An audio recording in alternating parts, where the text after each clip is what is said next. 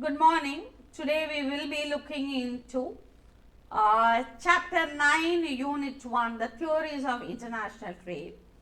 In this, probably there are different theories, right, from the mercantilist view to the different trade views, and you can expect a definite question on the benefits of international trade.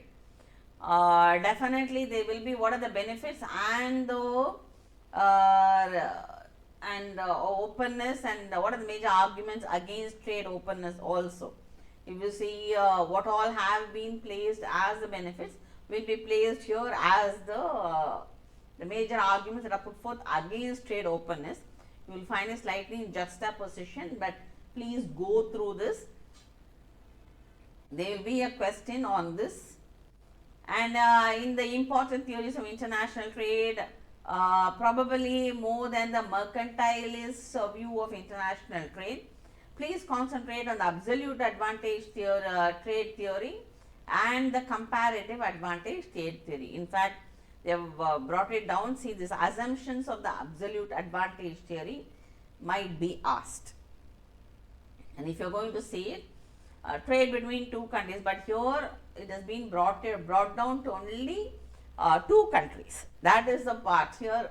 In reality, it doesn't happen. It's actually a multilateral, multi-country international agreement. It's not a realistic situation when you are doing these theories. But there'll be a question on the assumptions of the absolute advantage theory. Maybe the question will probably be, they will give certain statements which is not true about the absolute advantage trade theory. Trade between more than two countries, and the assumptions come. What is not true about the assumptions of the absolute advantage trade theory? Then they will say trade between more than two countries. Then there is no transportation cost. All these will be correct. Then the cost of the commodities were computed by the relative amounts of labor required in the respective production processes. So, three of them are right. But when you come to trade between more than two countries, it's a wrong assumption. So, they might slightly play with words and ask you a question on these assumptions of the absolute advantage theory. Then you have the theory of comparative advantage. They might ask you a question on who created or propounded this particular theory. Please memorize a name. It happens to be David Ricardo. David Ricardo is the one who proposed the theory of comparative advantage. So, Ricardo's insight. So, here comparative advantages. Sometimes one country will be good in both. If you see, there will be only, say if you say country A, 1 hour of labor can produce either 3 kilograms of steel or 2 shirts. Country B, 1 hour of labor can produce either 1 kilogram of steel or 1 shirt.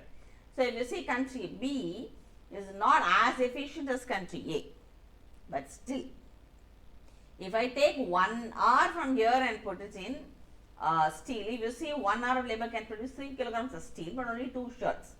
So, if I use my that 1 hour of labor instead of producing 2 shirts to go to 3 kilograms of steel, then I can produce 6 kilograms of steel. That's how I will start calculating. It's called the idea of comparative advantage. So, how you will allot the time? In country B, I take either way I am producing only 1 unit. So, 1 kilogram of steel or 1 shirt only. So, I can do either way, because already country A is going to produce, is more efficient in producing steel. I can produce shirt. So, I will be producing 2 shirts. So, here if you see there is a whatever I am good at, because it's always a case of live and let live. You can have the trade still. So, what are the gains of a trade? So, a question will come on that. They might ask you a numerical illustration on this, asking you to calculate. So, please be very clear, and there will be there might be a numerical illustration on this absolute advantage theory and comparative advantage theory on the number of work hours per, and how will you calculate how many units will be produced, maybe on giving one particular table They might have 3 questions or 2 questions based on that. That also would happen. Then you have the Hexter-Auckland theory of trade. Here usually they take only labor and cost, the cost of labor there. Here he is looking at a clear efficiency benefits from trade results in more product. Not only more, see, always that the truth be told, Hexter-Auckland theory of trade actually identified the role of labor and capital, the so-called factory endowments itself as a determinant of advantage. Meaning, every country, say China, they are more endowed with labor. If you see US is more endowed with capital. So a country might be having more of one. So it is actually advantageous for me to produce. If it's a labor intensive good, it's better to be produced in China. If it's a capital intensive good, it can be better produced in US. So it's looking at the factor endowments itself, or the differences in factor endowments. And in your thing, there is a clear, if you see the comparative advantage, of course, what they didn't deal with you is sometimes, I also don't want to go into it, but this is the way Hexter-Auckland theory of trade goes. There might be a question on this theory of comparative cost and modern theory also. So it is, I might give a wrong statement and say what is not true in the case of modern theory. So I can say based on labor cost, the theory of value, but that not a part of modern theory. I might give all the others correctly, but I might give, just change this one point and say it's based on labor theory of value. So that point is wrong. So it's not a part of the modern theory. So please read this theory of comparative cost with modern theory. Then I am basing a question and say what is not a part of modern theory. Change one of these points and give it to you. You should be able to identify which is the odd one out in your question.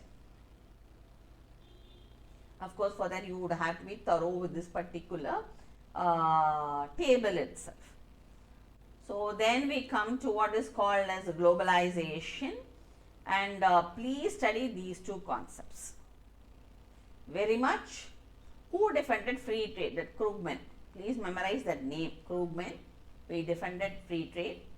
Ricardo, comparative advantage. Then you have the in this particular theory, that is the globalization and thing, these 2 points will come out: economies of scale and network effects. And economies of scale is something like, as a firm produces more of a product, they get very efficient at it, so the cost per unit falls. So you'll be able to give it at a cheaper price to the customers. So that's economies of scale. It's advantageous. And when it comes to network effects is the bandwagon effect. It is like it's almost like a virus. It just spreads. So the value of a product or service enhances, the number of individuals using it increases. So bandwagon effect is the volume of sales I make. These are the important points. So here absolute theory and comparative advantage theory, absolute advantage theory, numerical illustration is possible. Second, Ricardo is the father of comparative advantage theory. Krugman is the father of the globalization and this new wave theory, new trade theory, and you can go with this. And in this, the new international trade theory, Krugman is the one holding. And please look at the Pareto optimum also. Please study about Pareto optimum. Okay. Then in this particular new international trade theory, go for this economies of scale and network effects. Please study about it. Study that comparative table also. So the question I told you how it is possible there. So how they would frame a question in that particular comparative is very easy only. Since you have already done the previous things, this is very easy to compare. So you would have to concentrate on these, and these are the probable questions you will get. Thank you very much for listening. I'll get back with the chapter 9 unit